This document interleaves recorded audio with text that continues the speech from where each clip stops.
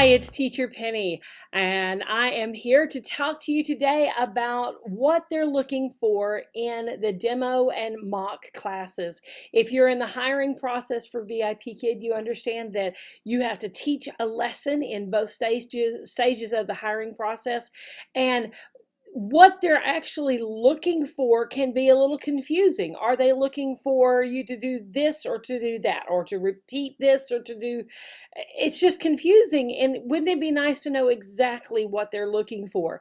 Well, this past weekend, I had the opportunity to sit down with one of the mock class mentors, one of the people that scores the mock class, and just ask her, okay, exactly what are they looking for? How many times are you supposed to repeat this or to repeat that? What kind of question are you supposed to do? What are you supposed to say on this kind of slide? What are you supposed to say on this one? She gave me the detailed feedback, the detailed information about exactly what they're looking for. And it made me understand some of the things that I've been teaching in my videos and in my coaching sessions and all that. It's not exactly that it was wrong, but it was not exactly what they're looking for. So what I want to help you understand now is what they're looking for. Would you like a little sneak peek into the scoring system, or into what exactly it is that they're looking for? I think I've got a little bit better idea of that now. So I'm going to help you with that. First off, let me tell you about me. I am Penny Davis, and I am a VIPKid teacher. I've been teaching with them for 2.5 years now, and I have helped over 500 teachers get hired with VIPKid. And so I understand the process. I understand what they're looking for. I get the feedback that all of my applicants are going to, they send it to me so that I can figure out, okay, they're looking for this, they're looking for that. And I thought I had it figured out, but my friend helped me figure out even more what they're looking for through that process. But the whole point of this is that because I understand the process and I understand what they're looking for, I can help you through the process as well. So first thing, my email address is teacherpennyvipkid@gmail.com. So if you have questions, you can contact me and I would be happy to help you with that one. Okay, but if you have not applied yet for VIPKid, then I would certainly appreciate you using my link. This is my link here. It's also going to be down here in the description in YouTube, so that you can just click on it and go to that one. You're going to fill out the basic application using that. That makes you my referral so that I can help you all the way through the process. No charge to you ever. The company pays me to help you get hired. So I do appreciate you using my link there to apply. If you've already applied for VIPKid and you did not use a link or a referral code of someone, you can add my code to your application. You're going to go to the VIPKid website and log in just like you normally have, and in the top right corner, you're going to click on my account. If it says add referral code, then put in this code, Penny0008. Yes, those are zeros, not O's. Okay, so add that referral code. If it does not have the option to add a referral code, you may be either too far in the process, or you may have clicked on somebody else's referral link somewhere along the way, or if it has somebody else's name listed there.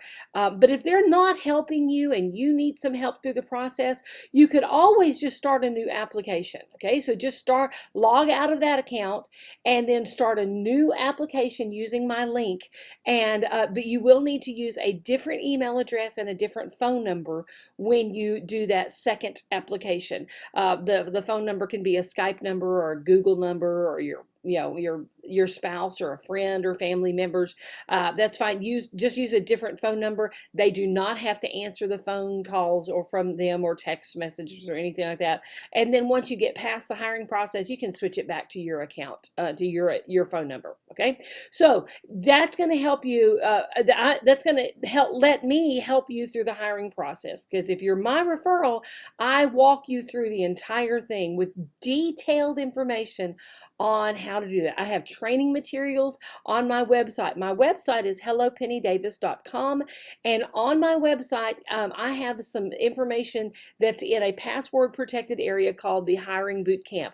That the only way you can access that training material with the in-depth help, the in-depth training things is if you are my referral.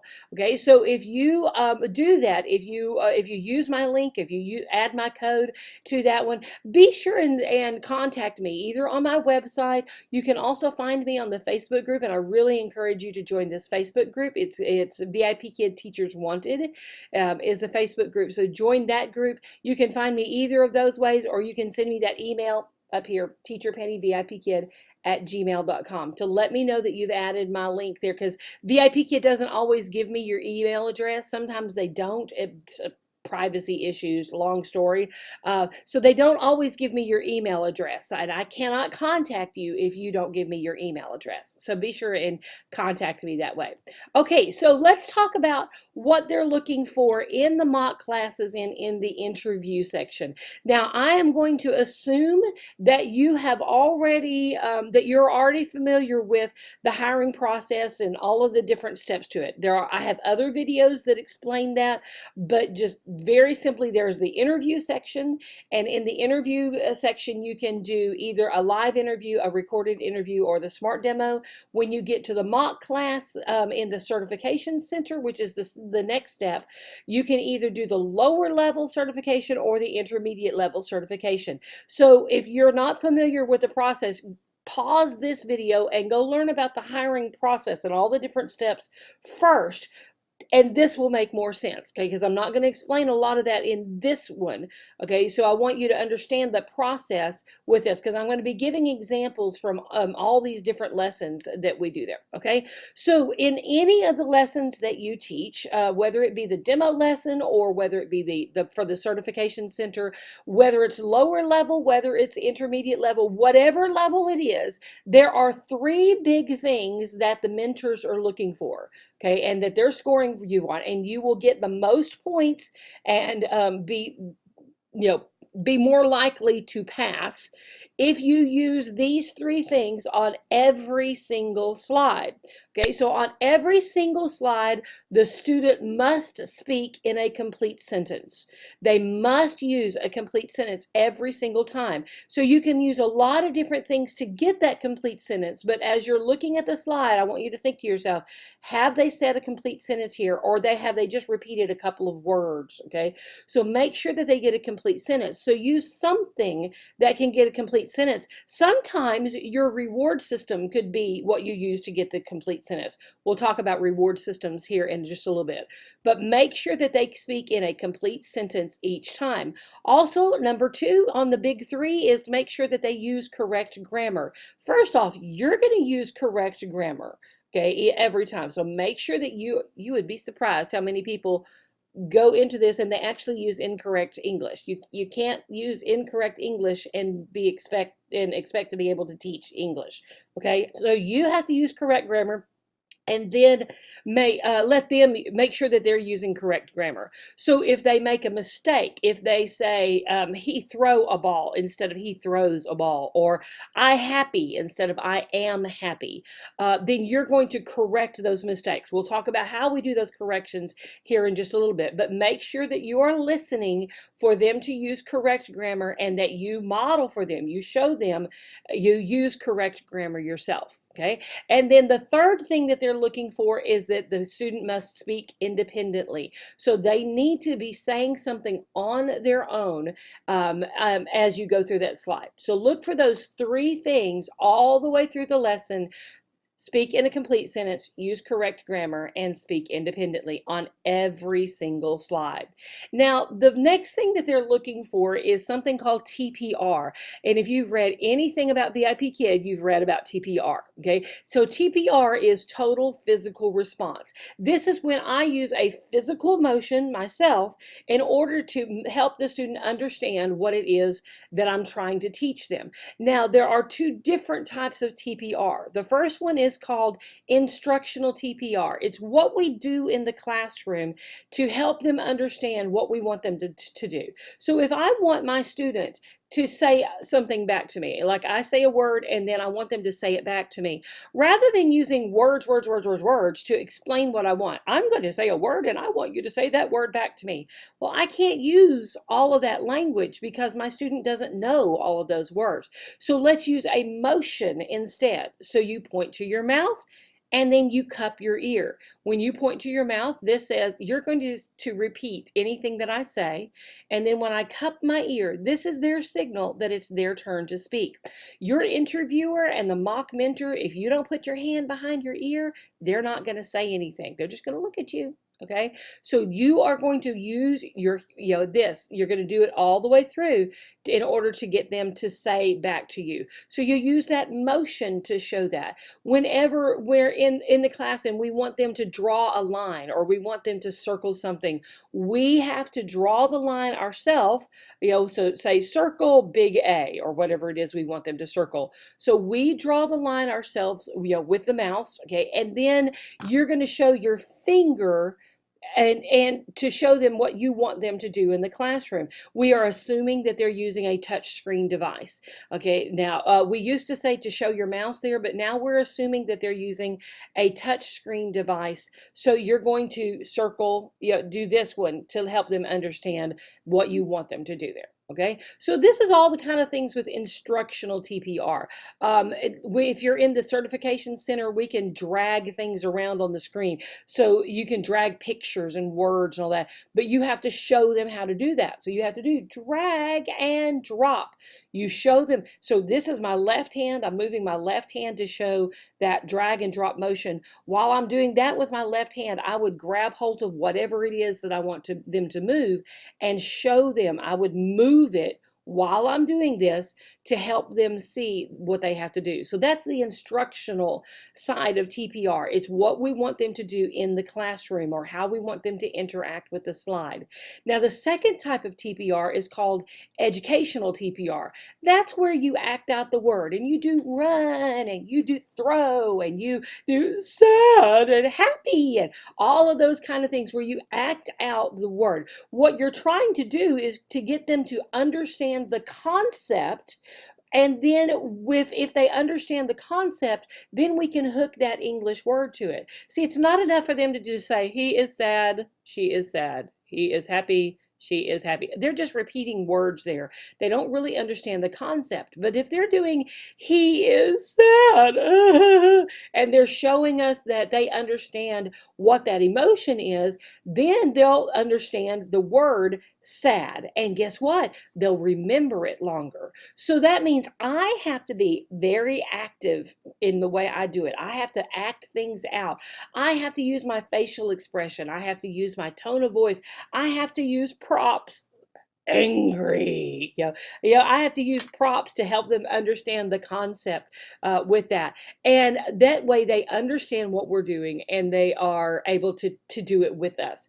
Okay, so I use that educational TPR to act things out. They are looking for you to use both types of TPR on every single slide. So you use the instructional TPR to show them how to do something on the classroom, and then the educational TPR to help them understand the concept. See, I don't want to use all these words to explain things, so I'm going to use TPR to do that instead.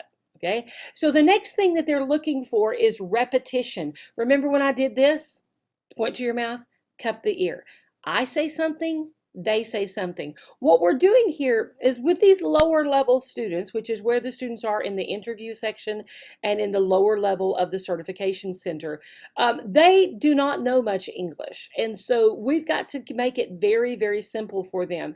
So we're going to be repeating the same words over and over again until they finally understand it and they're able to say it back to us independently. Remember, that's one of the opportunities, one of the things in the big three that we want them to say it independently. So we're going to use this ping pong rhythm. We're going to establish a ping pong rhythm with them from the very beginning of the lesson when we say hello, and then we cup our hand and get them to say hello back to us. Okay, so you're setting up this ping pong rhythm. I say something, my student repeats it. I say it, they say it. I say it, they say it. You're going to get tennis elbow from doing this, okay? Particularly at the beginning of the lesson, you're going to use this a lot, okay? Towards the end of the lesson, if it's a longer lesson, and maybe once you get to the certification center or when you're actually teaching, you use this a lot at the beginning of the class, but then later, if you're holding up 2 or 3 props and you're circling something on the screen, you don't have a hand to put up here behind your ear. But by that point, they should already be in that rhythm with you, and they should already be in the habit of repeating everything you say. But if you're doing that interview lesson or at the beginning part of the certification center lessons, make sure you're using this to keep them doing that repetition, that ping pong rhythm, back and forth, back and forth. You're going to speak slowly. He plays with a ball. Slowly, precisely. You can't say he plays with a ball and expect them to be able to understand that. They need very precise where they can hear every single word with that. And you're not going to use any incidental language. That's extra words that we say kind of out of habit and kind of don't even notice that we say them. Okay, so things like, okay, now let's do this. Let's try, can you say? All of those words that we think are no big deal, yeah, they're a big deal. You can't say them. Do you remember the teacher in Charlie Brown? And she said, wah, wah, wah, wah, wah, wah, wah, wah. When we use too much English, that's what our students hear. All they hear is this noise because they don't understand what it is. And what happens is that they just quit. They quit trying. It's too hard. Okay, so they quit trying. They quit trying to, they quit listening completely because it's just too hard, and they just don't want to be bothered anymore. So don't use anything that's not written on the slides, or if it's not something like a praise or an encouragement. So yay, good job. See, I'm using lots of TPR, so that's kind of understood that this is just a praise thing. Don't expect them to repeat those back to me, but I want my student to repeat everything back to me. If I want them to repeat everything, then I'm not going to say something like, can you say ball? Because I don't want them to say, can you say ball? I want them to just say ball. So rather than using all those words to tell them what to do, use that motion, ball, and get them to repeat that back to you. So watch that incidental language very carefully.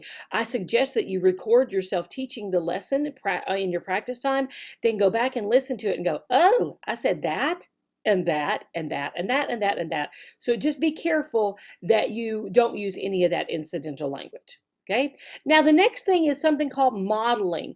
I never want my student to go, what does she want me to do? She wants me to say something, but I'm not sure what she wants me to say because I certainly can't read that word that's on the screen yet. She wants me to circle something or draw a line, but I don't know what she wants me to draw or where she wants me to draw this line, or she wants me to move something, to drag something, but I'm not sure what can be moved here. So I don't ever want them to wonder what to do. I'm going to show them what to do before I ask them to do it. Okay, so if I want them to draw a line, I'm going to draw the line first with my mouse and then show them, with a finger, draw a line. I'll show them where I want them to draw that line first. If I want them to circle something, I circle it first and then ask them to do it. Okay. If I want them to drag something, I'm going to drag the first one. Sometimes it's hard for them to see if something can be dragged on the screen or not. So you have to show them how to drag those. You model what you want. On a new word, they don't know what that word is. They don't know how it sounds. So you have to show them that word. You have to tell them the word first and get them to repeat it back to you. You have to model for them this new sentence that they're looking for. Sometimes a question and answer, that's really difficult for particularly young students to understand, that we ask a question and that we get an answer. So we'll say, what's your name? And they say back to us, what's your name? Instead of the answer, my name is Penny. Okay, so what is a great idea to do there is to use a stuffed animal or a puppet, whatever you have. I'm just going to grab my pig dino right now. Obviously, you may not have a pig dino, but you maybe have a teddy bear. Okay, so grab a teddy bear and you use your teddy bear to show this conversation, to model the conversation. So you would say, what's your name? And Dino says back, my name is Dino. You get the point, okay? So you're going to use Dino to help with that, to show that, or your teddy bear or whatever. So my name is Teddy. And then you let Teddy ask the question, okay? What's your name? And you get them to answer, my name is Penny, Rebecca, whatever it is, okay? So you model that conversation with them, and for them to see and hear the difference between a question and an answer with that. Now you do want them, this is one other thing that they said that they want, is they want you to interact with the slide on every single slide. So they want the student to interact. They want the student to circle something or draw a line or drag something. Just somehow they want them to interact with every single slide. So make sure that you're getting the student and every slide to do something on the screen. Okay, now all the way through our lessons, we use a concept called I do, we do, you do. I want you to think about the way we teach a child something new. Okay, when we teach them something new, we show them how to do it. Then we let them practice it with us, and then eventually our student can do something on their own. So when we are teaching a new math concept, we write on the chalkboard or the whiteboard and we put 2 plus 2 equals 4, and we do all sorts of examples. 2 plus 2 equals 4. You know, when we show them, that's what I do is. I show them what to do first. Then I'm going to practice with the students, and we're going to practice that. We're going to do 2 plus 3, and we let them practice that together, and I help them to understand that. Eventually, we're able to give them a question on their own, and they can do it by themselves. Well, we use that same concept with VIPKid. We go through this process, this sequence with them. I do, we do, you do. And we do this all the way throughout the lessons.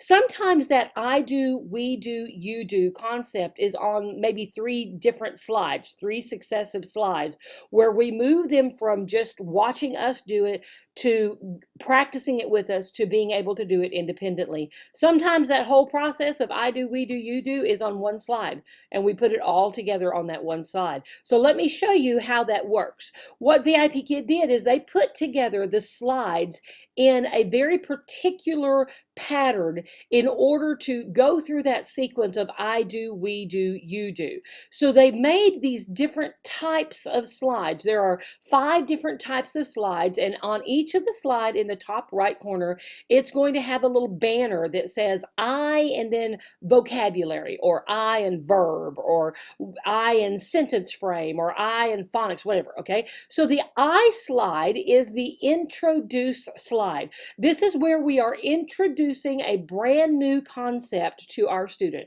It might be that vocabulary word, it might be a new verb, it might be a sentence frame, whatever it might be, okay? We're introducing this new concept to them.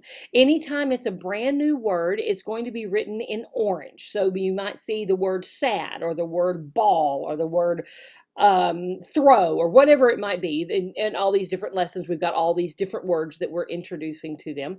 So it's going to be in orange. And at this point on this I slide, this is for the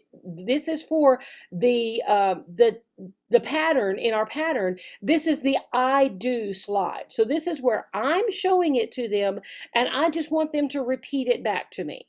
Okay, so if we're introducing a brand new word like ball, okay, then we would say ball and get them to repeat it back to us. Okay, so I say it, they repeat it. Then I show them a ball using TPR, okay, ball, and get them to repeat it back to me again. I'm going to say the word 2 times. Okay, and get them to repeat it back to me. Then I'm going to put that word into a sentence that they're already familiar with that sentence. We're just adding our new word into it. So in the case of this is the lesson in the certification center, the lower level lesson, it would be he plays with a ball, and then I get them to repeat that sentence back to me.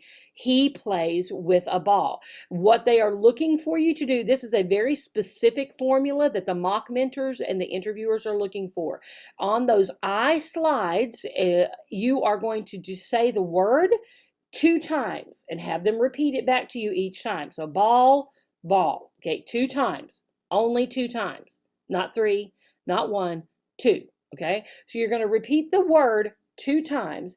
Then you're going to put it into the sentence and have them repeat the sentence to you 1 time. Okay, now if you're doing a live interview or if you're doing the mock class and you actually have a person in the lesson with you pretending to be the student, if they mess up, you can go back and correct it. We'll talk about corrections here in a moment, but you can go back and correct it. But if they say the sentence correctly, don't repeat it. Just move right on. Okay, so the word 2 times, the sentence 1 time, and then they want you to ask a question. Now, in most of the slides, not all of them, which is kind of frustrating. In most of the slides, if you look at the next slide, the P slide, it will have the question listed, okay? But you want to ask that question on the I slide. So you're going to have to look ahead in the lesson to figure out what is the sentence that I'm supposed to ask here. And the question is going to be worded in such a way that the answer for the question is that sentence that you just asked, that you just had them repeat. So on this ball slide, the question is, what does he play with? And the answer, because you just practiced the answer, remember what was the answer? He plays with a ball, or she plays with a ball. So you would ask the question and then help them answer it. You're going to use a prop like Meg to help them with it. And so you would say, so you've just practiced, she plays with a ball. Then you say, what does she play with? She plays with a ball, and you get them to say that answer back to you. So all of that is done on that introduce slide. The word 2 times, the sentence once, then ask a question and help them answer that question. Okay. Then you move to the P slide, the practice slide. And on the practice slide and the next one, which is the apply slide, on both slides, they want you to start with the question. Okay, the very first thing you say on that, you don't review the sentence, nothing. You start with the question. What does he play with? And you get them to answer, he plays with a ball. Okay, so you help them with that answer to do that until they're a little bit more confident about it. And then, like in the ball slide, it has a picture of a boy with a ball and a girl with a ball. So you would ask for both pronouns. What does he play with? What does she play with? Okay, then they want you to extend just a little bit. That means you're going to teach them something new. You're going to show them something new. So the sentence actually says he plays with a ball, but the little boy is holding a basketball. So that's the point that you would say. You've got your prop up here. Let me find it. You've got your prop up here for the little boy, and you get to say, what does he play with? He plays with a ball. Yes, he plays with a basketball. You give them that word and you get them to repeat the sentence with that. That would be considered an extension because they already know that. Now, they already know the word basketball, so technically that won't count as an extension, but it's good to show that you know what that is. So go ahead and include that word in it. Then you do, what does she play with? She plays with a soccer ball. Okay, and you get them to say the basic sentence first. She plays with a ball, then she plays with a soccer ball. Okay, so that is how you do the practice slide. Start with the question, help them give you the answer, then repeat it again using maybe a different pronoun. If you've got 2 pictures on there, you use a different pronoun with it, and then extend somehow. So maybe you could hold up a new one that they don't know the word. You could hold up baseball and say, what does he play? You would teach them the new word. Baseball. Baseball. What does he play with? He plays with a baseball. So see, I'm teaching them a new word. That counts as extension because they don't know the word baseball. Okay, so you could use that for your extension as well. Okay, don't go too far on the extensions. You wouldn't go to something like, what color is the basketball or anything like that. They don't know their colors really well yet, so don't try to do anything with colors with there. So you extend just a little bit. Okay, now you've gone through the introduce slide. That's the I do. You've done the practice where we practiced that question and answer back and forth a few times and extended a little bit.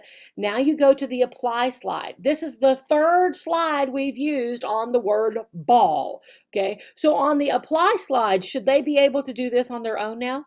Sure, they should be able to. So if we get to that apply slide and I say, I'm going to ask the question first. What does he play with? And it's got several pictures there. Two of them have boys that are playing with a soccer ball and a basketball. So you would circle one and you say, what does he play with?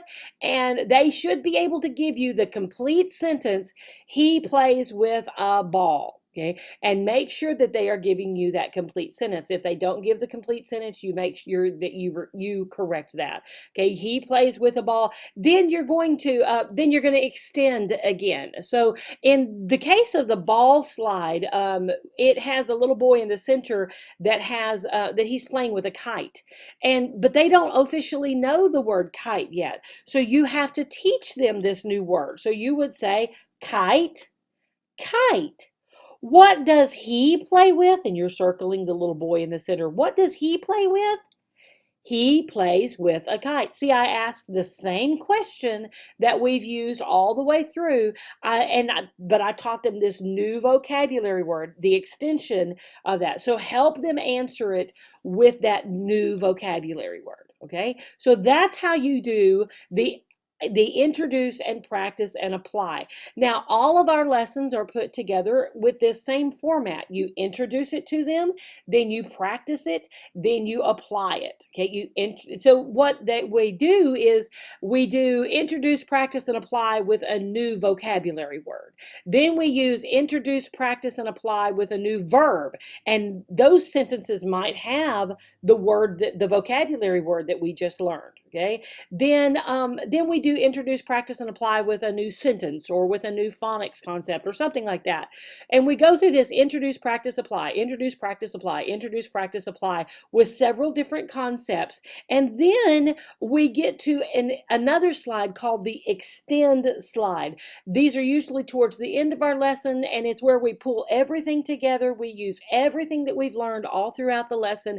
It's kind of a review, and you can use any of those sentences that you've practiced. You can use any of the vocabulary words that you've used. Maybe you would use a new pronoun. You would extend a little bit, maybe with another extension, another vocabulary word, or you would review one of the vocabulary words that you added to the lesson.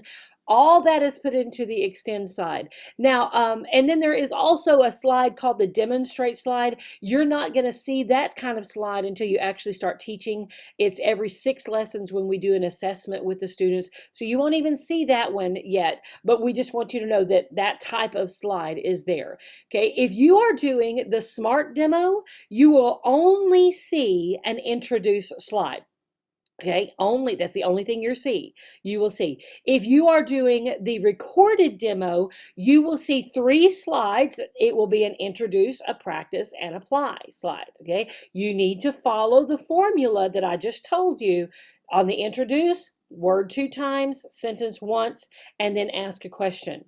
Okay, and so that would be on the introduce slide for the SMART demo. You need to do introduce, practice, and then apply. If you're doing that SMART demo, you better do an extension there as well. Okay, so you introduce, practice, apply, and extension all on the I slide if you're doing the SMART demo. If you're doing the recorded demo, you're going to do, did I just say that right? I think I said it right. So on the SMART demo, it's only the I slide. So you will do the word, the sentence, and ask a question, and then go ahead and do an extension if you're doing the SMART demo. If you're doing the recorded demo, you're going to have those 3 slides. You're going to have an introduce, a practice, and apply slide. You will not have an extension slide on that. Okay, you'll just have those 3 slides. It'll be teaching the same word. It'll be like into or eat or sun and sky. okay? But you do want to look ahead for those with that one. If you're doing the live interview, you will see an introduce, a practice, an apply slide, and then it will go back and do another introduce slide for a phonics concept. So you just watch for that one. But look up at the top right side of every screen to see what kind of slide is this. Okay, and if it says I, then you use that 2-1 question formula. If it is the practice slide or the apply slide, make sure that you start with the question on both of those. Okay. All right. I hope that cleared up what those different types of slides are and exactly what they're looking for. If you use that little formula all the way through there, then you should be fine on those. Okay. All right. So those are the different types of slides that we use on them. And when you get to the mock class in the certification center, you're going to see IPA, and then it'll have introduce, practice, apply, introduce, practice, apply. You'll first do it with vocabulary, then with a verb, then with a new sentence or a phonics concept, and then there is an extend slide at the end of the mock classes in the certification center. We don't see the extend on the interview level, but you do see it in the certification center. Okay. Now the next thing that they're looking for is called synthetic phonics. Now you and I probably learned to read by going B says buh, and C says cuh, and D says duh, and we put that really strong sound after the actual letter sound. Okay, but does B really make the sound buh? Is it buh at? Okay, no, it's b at. When we put that together, we get the word bat. Okay. Well, when you have a student that is learning English, they're actually being taught at school buh, cuh, duh. Well, it worked for us because we know what the word bat is, and we know how to pronounce the word bat because we've seen that before, when we were growing up. And so it was okay for us when we learned how to read. But for this student who doesn't know English, who doesn't know what a bat is, and they put together ba-a-ta, and they're going to say ba-ata, or they're going to put it together, and maybe they'll put the first two together. They'll blend the first two, and then they'll say bata, beda, bega. And this is a very, very common problem for English learners, particularly those in China, because they are being taught ba, ka, da in school. And so they have a very hard time understanding that difference of taking that sound out. So we have to be very careful when we're teaching these lessons with them that we use the correct synthetic phonics, that we pronounce the words, the letters correctly, and that we also make them say the words correctly. So if we're doing the word sip, okay, then you would help them with I, p, not pa, p, okay, ip, ip, and then you help them with the s. It's not sa, it's s, s, ip. Now these are some that are harder to say. It's not ra. Ip, rip. Okay, it's z and h and and f and v. And the hardest one to say with the correct synthetic phonics is B. Okay, well, it is so hard not to say b, b. Okay, it's b, b. Okay, almost whispered, very, very little on it. So it's b, ig, b, ig, b, at. Okay, so you make sure that you're using it correctly, and then also listen very carefully that your interviewer or your mock mentor is saying it back to you correctly. It is a very, very common problem, common mistake that they make. You got to understand this. The mock mentors and the interviewers, they're going to make mistakes on purpose to see if you can hear them. Remember that they want you to use correct grammar. They want you to correct them. We correct all of our students, Okay, we always correct them because we want that's first off, that's what the parents want. Okay, the parents maybe learned English, but they learned in a class of 30, 40, 50 kids. They did not get individualized help with that. They did not get somebody to sit down with them one on one and correct their language and correct their grammar and correct. They didn't get that. That's why they pay for one on one VIPKid lessons so that we can correct their student. We can practice conversation with them. They want us to correct them. So if my student says he throw a ball, I'm going to correct that. He throws a ball. They may make some mistakes with grammar. They may make mistakes with skipping a word. They may give you a one-word answer. But remember, we always want to use complete sentences because they learn how the whole language works together when they use those complete sentences. They may use the incorrect synthetic phonics. They may leave the S off of the end of the verb. Whatever they do, you're going to say it back to them and get them to repeat it to you. So we correct very gently, very positively. Of course, you're not going to go, no, no, no, you said that wrong. Okay. No, you're not going to do that. You're just going to say it back to them correctly and then get them to repeat it back to you. So if they give you a one-word answer, what does he play with? A ball. Then you say, he plays with a ball. You give them the correct sentence. You ask them to repeat it back to you. Okay. If they do the synthetic phonics incorrectly, then you correct that. You do ip, ip, ip, sip. Okay, and you get them to say the word back to you correctly. Okay, if they continue to mess up, try twice to correct it. If they continue to mess up, move on. You cannot spend all day on one particular thing. Hopefully they'll get it later. Okay, but try twice to make those corrections. If they still don't get it, move on. Okay, so but do that very gently, very encouragingly in there, but be very careful to listen for those mistakes and correct them. Okay. All right. Now, the next thing that they are looking for is, let me move on here. Okay. Extension.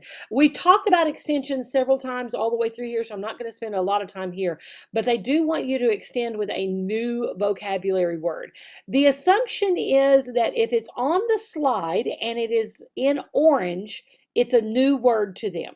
If it is not in orange and it's on the slide, they should know that word already. So you want to extend with something that is not on the slides. And if you're in the case of the mock class, the mock classes, there is information on the portal for you to read that tells you exactly what this student has learned before. So do they know their colors? No. But do they know baseball? Or, well, no, they don't know baseball. Do they know basketball and soccer and ping pong? Yes, they do. Okay. Do they know all the pronouns? He, she, you, we, they, I, it. Yes, they do know all of those pronouns. So you can use those, but they are counted as previous knowledge. Okay. And they don't actually count as extension. From what I understand, you need to extend at least 5 times throughout the lesson. Now, let me tell you an easy way to extend, and that's using your reward system. Now, we use reward systems throughout our classes to encourage our students to just have a little fun with them, and your reward system can be anything you want. Okay, you just want to give them 5 or 4 of something in order to that they collect it throughout the lesson. If you're doing now, if you're doing the smart demo or if you're doing the recorded demo, you don't have to do a reward system. Okay, you can if you want. You can say something like, "Yay, good job! You get a star, or you get a ice cream, or whatever you want to do." Okay, you can use that as your extension. But you don't have to on the smart demo or on the recorded demo. But if you do the live demo or if you do the mock class, you definitely need to have a reward system to use that.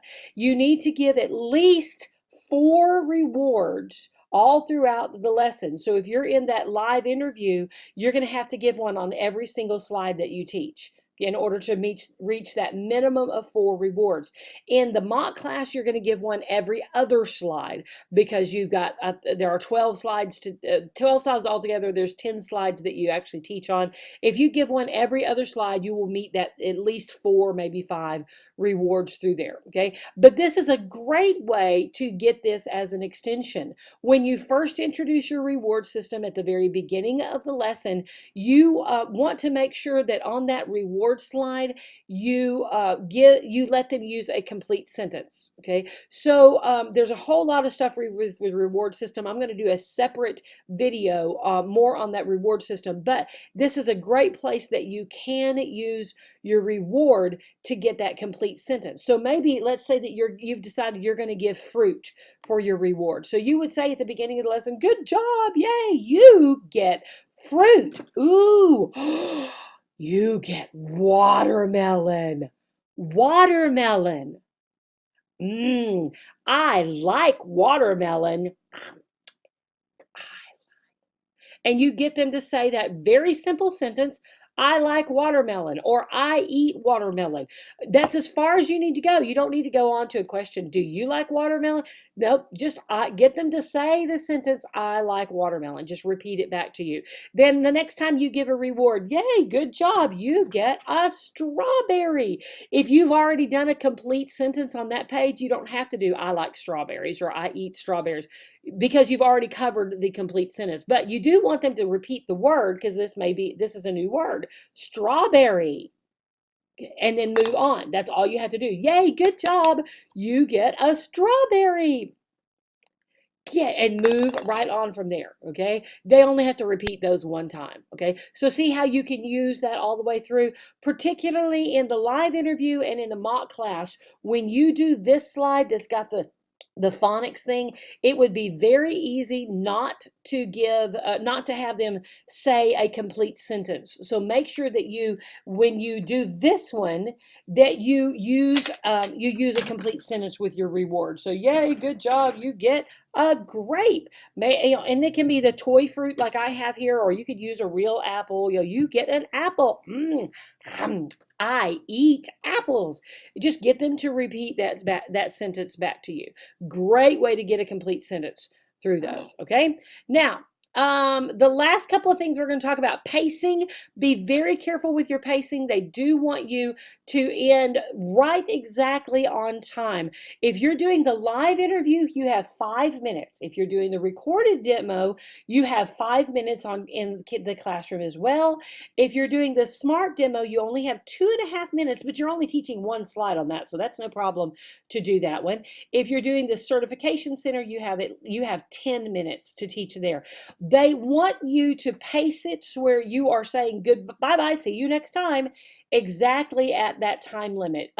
It's not the end of the world if you go over, but they want you to be really close to it. If you're doing the live interview or the certification center mock class, make sure that you don't end early. It's not the recorded demo or the smart demo, you can end a little early there and it's not too bad, okay? But on the live interview and the certification center, don't end early, okay? Because the parents pay for a 25-minute lesson. They want a 25-minute lesson. So you have to extend the lesson, repeat something, have them write the word or ask another question or something like that to repeat something to extend the lesson to make sure you are all the way to that 25 minutes. You can't leave early. If you leave early, you could be marked that you never showed it all to teach. So don't leave the lesson early. Okay, well, I hope this helps clear up exactly what they're looking for in the mock classes and in the interview lessons. So again, if you have not applied yet, go back up, look down here for my link to apply for VIPKid or add my code to your application. If this has helped you through the process, and if it's helped you understand, help me then, okay? Help me by adding my code or using my code to apply. If you have any questions, you can find me on Hello Penny Davis. You can email me at teacherpennyvipkid@gmail.com, or you can find me on the Facebook group VIPKid Teachers Wanted. Be sure and give me a like and a subscribe here on YouTube so that you'll be aware of all the new videos that I come out with about VIPKid. Thanks for watching today. I appreciate it. I will talk to you soon. Bye-bye.